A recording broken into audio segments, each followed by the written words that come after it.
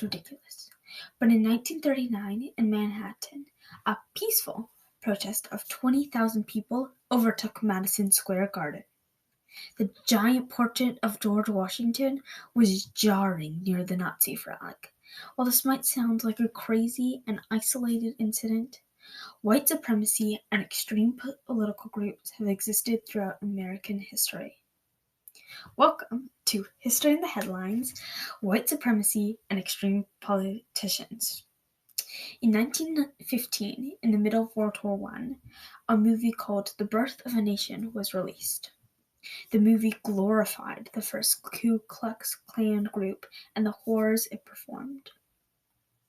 A new KKK group, was formed because of the anti-immigrant, anti-Jew, and prohibitionist, anti-alcohol view that was taking over America. By the 1920s, the KKK had a nationwide grip on America, and there was charters all over the U.S. In 2021, after whipping a black man for sleeping with a white woman, the KKK was not punished. In fact, the police chief and the district attorney refused to prosecute, explicitly and publicly stating that they believed that Johnson, the black man, deserved this treatment.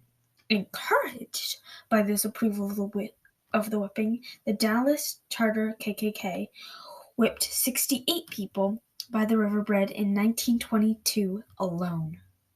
Although Johnson had been black, most of the Dallas KKK whipping victims were white men who were accused of offenses against their wives such as adultery, wife-beating, or abandoning the wives, refusing to pay child support, or gambling. Far from trying to hide this vigilante activity that was horrifying, the Dallas KKK loved to publicize it. They often invited local newspapers reporters to attend their whipping, so the newspapers could write a story about it in the next day's paper. While the story is horrible, it didn't stop many people who being lynched or killed because of groups that believed in white supremacy.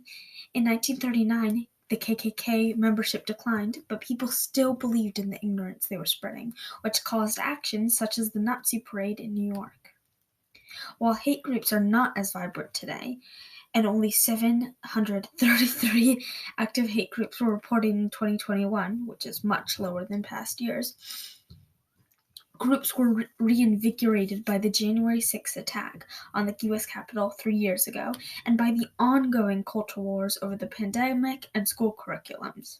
This might be surprising, but the active Proud Boys chapters have doubled in 1 year, despite the fact that nearly half of those members originally, so they were originally 43, then they were cut to 22, okay, so quadrupled, then they went to nearly 80. Despite the fact that nearly half of the original members were charged in court because of their role in a Capitol attack. While not everyone reports these hate crimes, statistics in the past 5 years have shown a significant increase in anti-Semitism and racism. In 2022, the Anti-Defamation League reported 3,697 anti-Semitic incidents, which is a 36% increase from 2021. While the FBI will not release 2022 statistics until December 2023, in 2021 they reported approximately 5,848 victims from racially based hate crimes, but the FBI usually reports the number of hate crimes, so you can expect that the actual number is much higher. These numbers from the hate groups and the victims are obviously related. While hate groups might not be as loud in recent years, the presence of them is terrifying because it means that our country has not made enough progress to rid ignorance out of the system, to teach children who will one day become adults not to look at someone's religion or race as basis for their worth in the world. Hate groups might lynch people in the street and expect to not get in trouble, but they are still encouraged by people in power, and it needs to stop as we continue in a new era of change and light. Thank you.